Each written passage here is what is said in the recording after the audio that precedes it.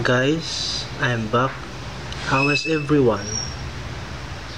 On today's video, I will show you how to select your winning numbers. Since there are many viewers, subscribers messaging me and leaving comments, and they are wondering where did I get my numbers for my wagering and bets. On this video, I will show you exactly what I do. And guys, don't forget to subscribe, like, and share for more guides and tips. So now let's proceed to the exact method that I use.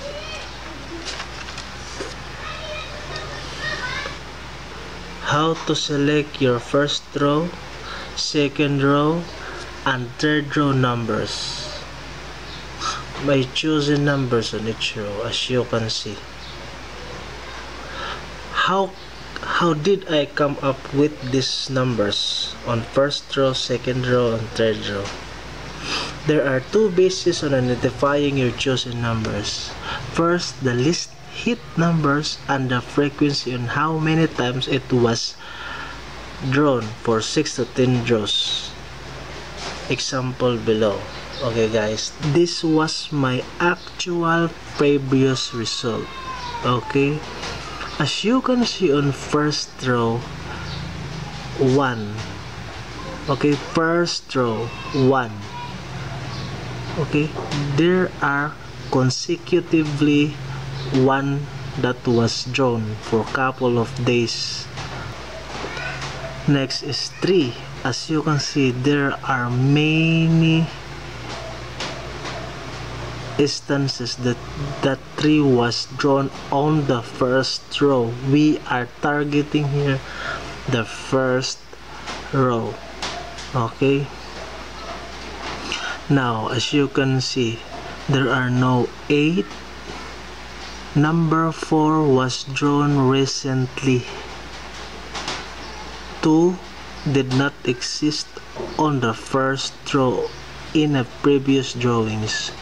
So I'll choose 2, 4, 8. This I only choose 3 numbers on the first row. Okay, but you can additionally add 2 numbers. It depends on the capital you are wagering or betting. Now the second row.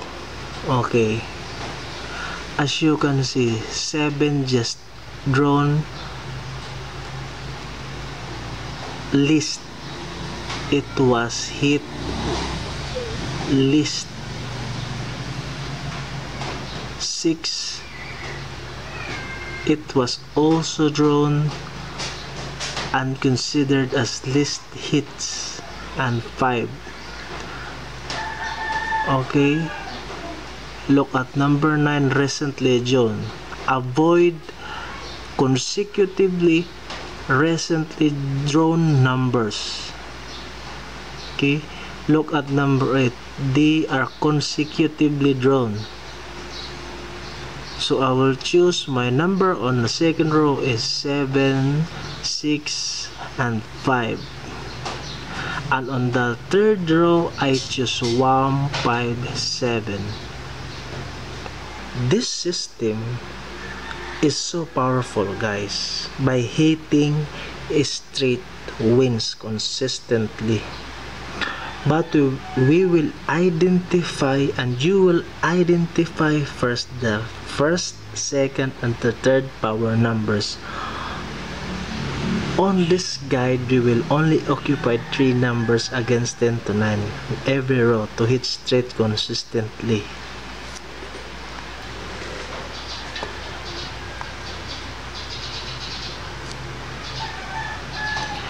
Each row has a 0 to 9 numbers. To identify your numbers, get your previous results, because this is positional Guys, each row has 0 to 9 numbers. To identify our numbers, we will use some previous results. In this method, I am using the positional technique. Each number drawn is hardly to repeat on the same exact position. So this is why the system became so powerful. I mean, when the number drawn on the first row, it is very rare to be drawn again the same number on the first row. So this is the technique here. Number of combination is 3 times 3 times 3 equals 27, because we are using just 3 numbers on each row. Since positional wheeling is so powerful, we are targeting straight wins jackpot. Yes, we are targeting straight wins, not rumble or box plays. With a least numbers we choose, we now have a much powerful approach. Okay, look at the first row. Since I chose 2, 4, 8, the second row I choose 7, 6, 5, and third row I choose 1, 5, 7. The number of combination I can generate using this number, the first row, second row, and third row, is 27 all in all combination.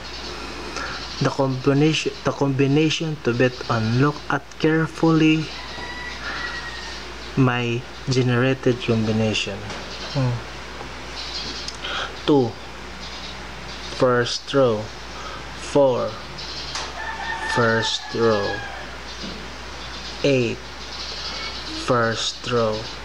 7, as you can see, 7 is on the second row. 6 and 5 on the third row. 1, 5, 7, as you can see, it is carefully placed on the last row.